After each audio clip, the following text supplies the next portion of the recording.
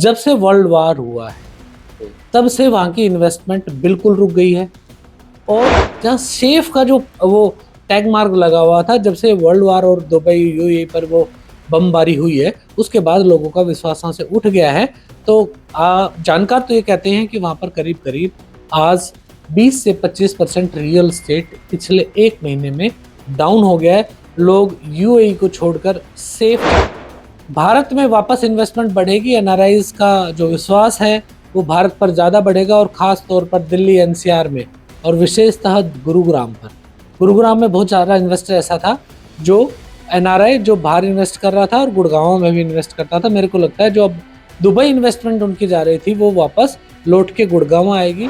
अब वापस इन्वेस्टमेंट और नया दौर, नया बूम अब आना था। मोटा मोटा आइडिया अब मैं मोटा मोटा बात करूं, दिल्ली एनसीआर से करीब करीब नाना करते मेरे को लगता है हर साल, कि मैं टेंटेटिव आंकड़े बता रहा हूं, करीब करीब 4 से 5 हजार करोड़ रुपए की इन्वेस्टमेंट दुबई में कम से कम जाती थी। डायरेक्ट नहीं रहा तो उसके बाद अब गुड़गांव में, चूंकि उस सेगमेंट का प्रोडक्ट भी गुड़गांव में है, कनेक्टिविटी ऑलरेडी बहुत अच्छी है, और ये सारा सेगमेंट वापस जो ग्लोबल इन्वेस्टमेंट दुबई को मिल रही थी उसका रुख भी अब भारत की तरफ होएगा।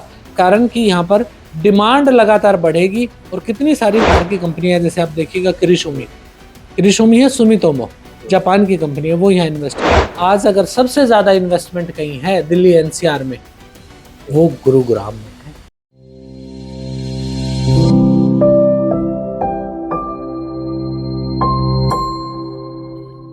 ईरान और इजराइल अमेरिका के बीच युद्ध में कहीं ना कहीं रियल एस्टेट सेक्टर पर भी साफ असर देखा जा सकता है, खास तौर पर इंटरनेशनल मार्केट की अगर हम बात करें, क्योंकि लगातार भारत के बहुत सारे इन्वेस्टर जो कि दुबई में इन्वेस्ट कर रहे थे वहां से अब वापस जो है भारत की तरफ लौट रहे हैं। और इन तमाम चीज़ों पर बातचीत करने के लिए हमारे साथ जो है संजय यादव जी है, जो कि फिल्मी रियल एस्टेट के एमडी हैं। उन्हीं से जानने की कोशिश करते हैं। सर, जब ये दो देशों के बीच युद्ध चल रहा है और इसमें तमाम चीज़ों पर फर्क पड़ रहा है, खासतौर पर अगर रियल एस्टेट सेक्टर की बात करें और इंटरनेशनल मार्केट की बात करें, वो भी दुबई की, तो कितना फर्क वहाँ जो है वो पड़ रहा है?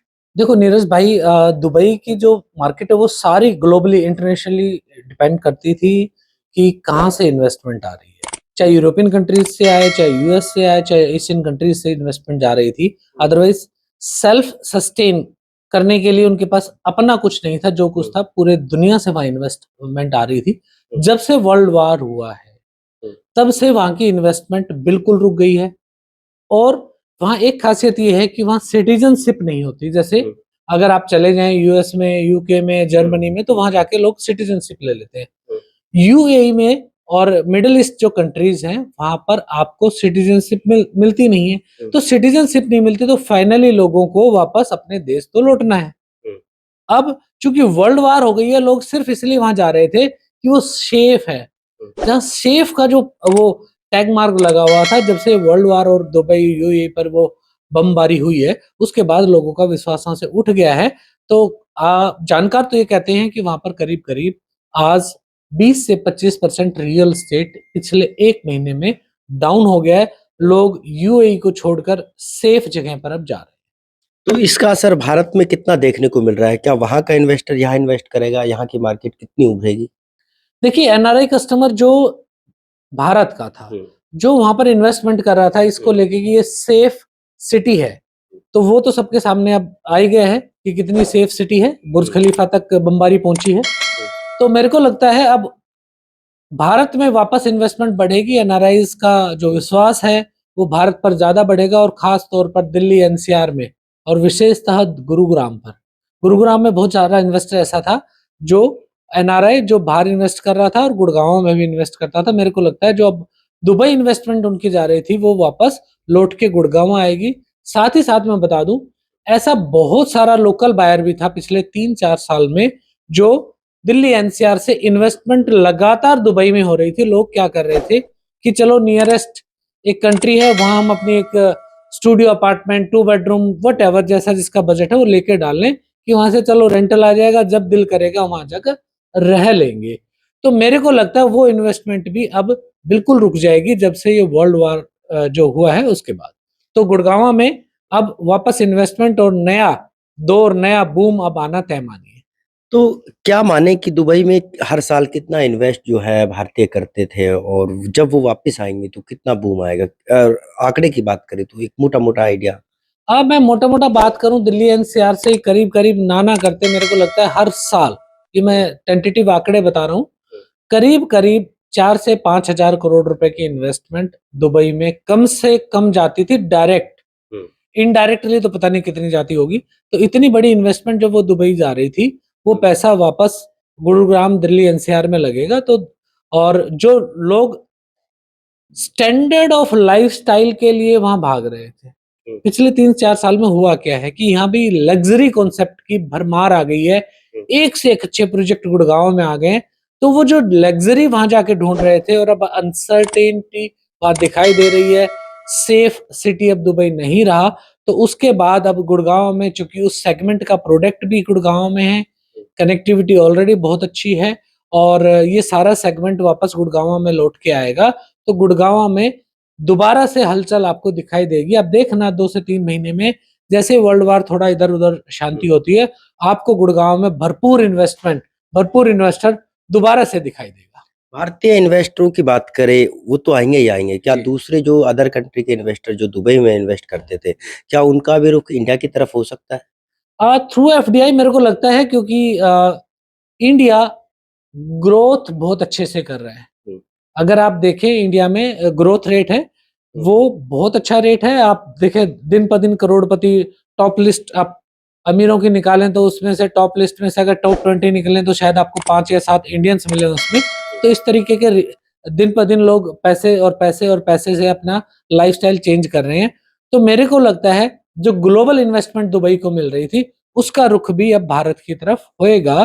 कारण कि यहाँ पर डिमांड लगातार बढ़ेगी और कितनी सारी बाहर की कंपनियां हैं, जैसे आप देखिएगा किरिशोमी है, सुमितोमो जापान की कंपनी है, वो यहाँ इन्वेस्ट कर रही है।